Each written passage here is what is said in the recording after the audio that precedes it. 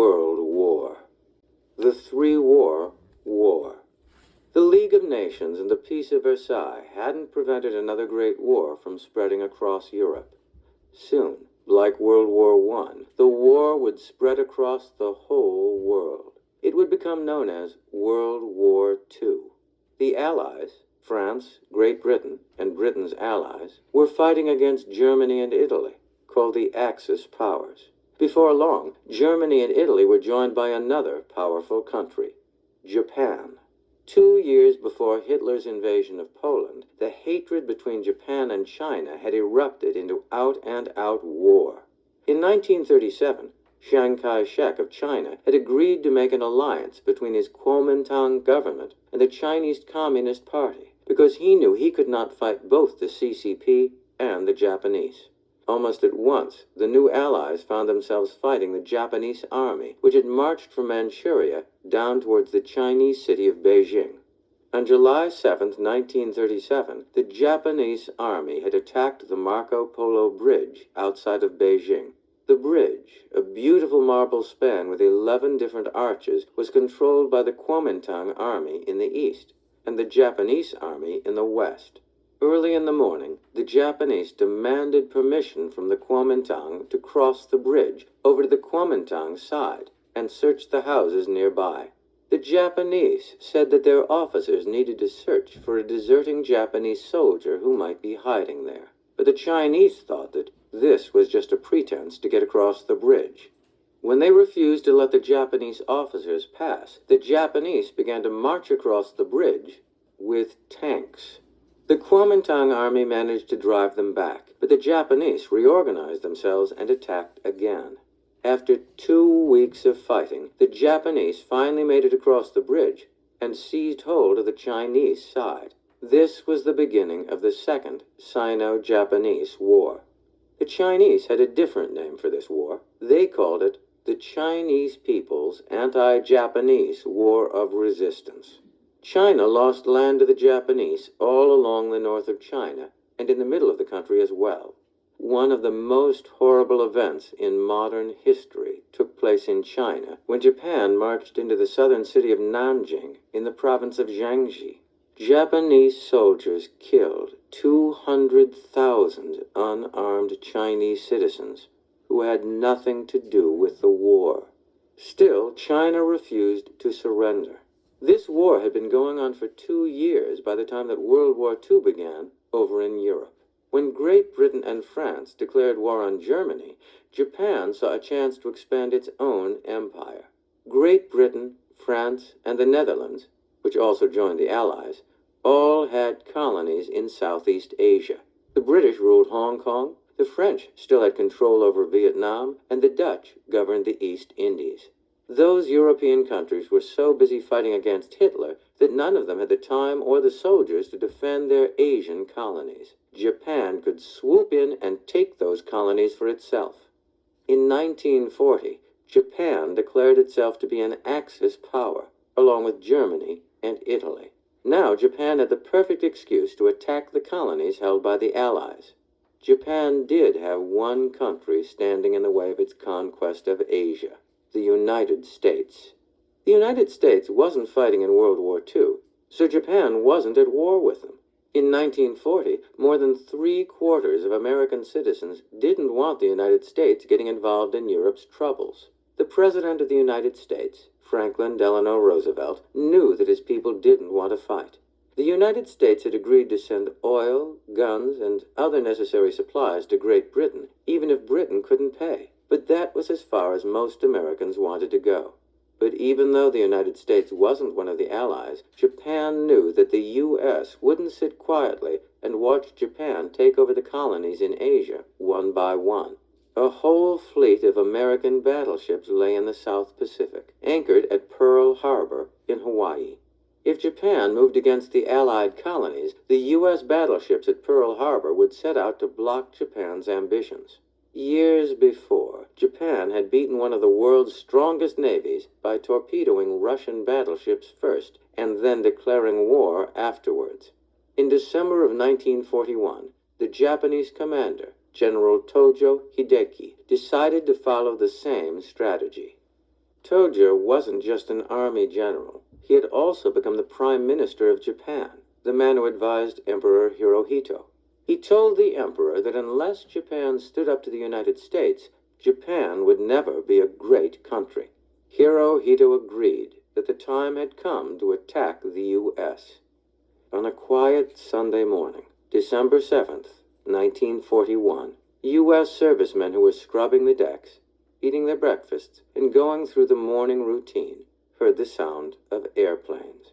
Some scrambled up on deck. Others didn't bother to look. No one in Pearl Harbor expected an attack.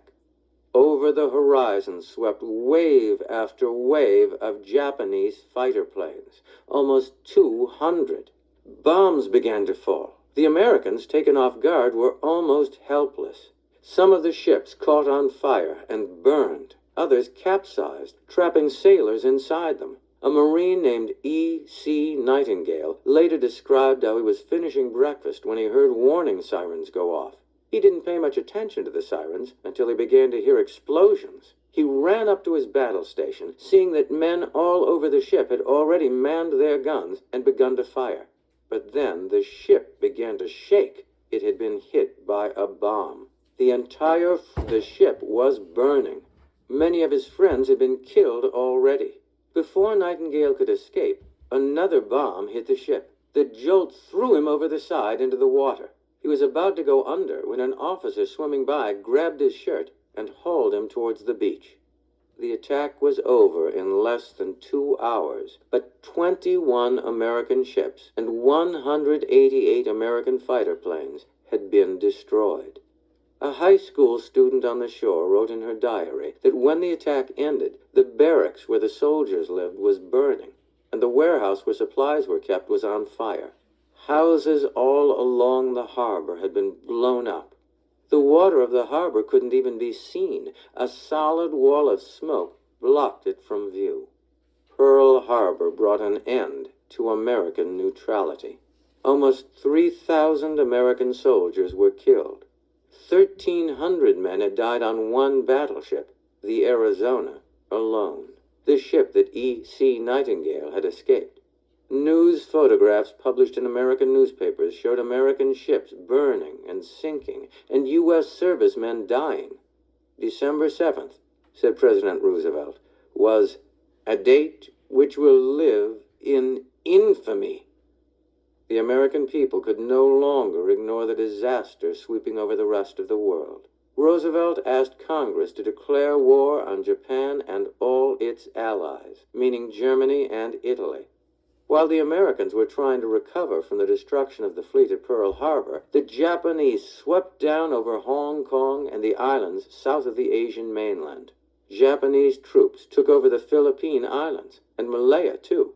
British soldiers who occupied all three of these places had to flee to Singapore. Soon they were forced out of Singapore as well. Japan was extending its empire all over Asia. A year later, the Japanese would claim the Dutch East Indies for themselves. The Americans fought back. Recruits poured into the American Navy, anxious to avenge Pearl Harbor. Half a year after Pearl Harbor, in the spring of 1942, the Americans launched an attack against the Japanese fleet near the island of Midway. In the Battle of Midway, 4 huge Japanese aircraft carriers, ships that carried fighter planes that could take off, attack targets, and return to the ship for refueling so that planes could fight much further away from land, were destroyed by a much smaller American force. The war between Japan and the Allies in the East had its own name: the War of the Pacific. When Allied soldiers went to China to help the Chinese fight back against Japanese invasion, the War of the Pacific mingled with the Sino-Japanese War. And now that the Allies and the Axis powers were fighting in both Europe and in the East, the 3 wars had all blended together. The Sino-Japanese War, the War of the Pacific, and World War II had become one huge, world-swallowing disaster. Okay, so if you guys come over here with me, we're gonna watch a 3-minute video on Pearl Harbor. real quick, and I'm going to just film it here so that Isaac can just keep going with us. So if you guys just want to sit down.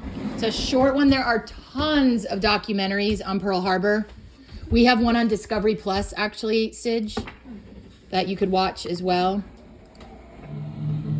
December the 7th, 1941, and Japanese planes launch a surprise attack on the U.S. naval base at Pearl Harbor in Hawaii. The bombing of the American Pacific Fleet catapulted the U.S. into World War II. The following day, President Roosevelt addressed Congress. December 7th, 1941, a date which will live in infamy. The United States of America was suddenly and deliberately attacked by naval and air forces of the Empire of Japan. As Commander-in-Chief of the Army and Navy, I have directed that all measures be taken for our defense. The loss of life from Pearl Harbor was colossal. Some 2,400 Americans were killed as the Pacific Fleet was pounded. The U.S. was utterly unprepared and unable to put up meaningful resistance. Having declared war on Tokyo on December the 8th, 1941, the United States threw itself into efforts to defeat the enemy. Some of the fiercest fighting was seen in the Guadalcanal campaign of 1942 and 1943, seen as a significant strategic victory for the Americans and Allies over the Japanese. At the end of the war in 1945, U.S. atomic bomb attacks on Hiroshima and Nagasaki killed hundreds of thousands of civilians and marked the final chapter in the confrontation between the United States and Imperial Japan.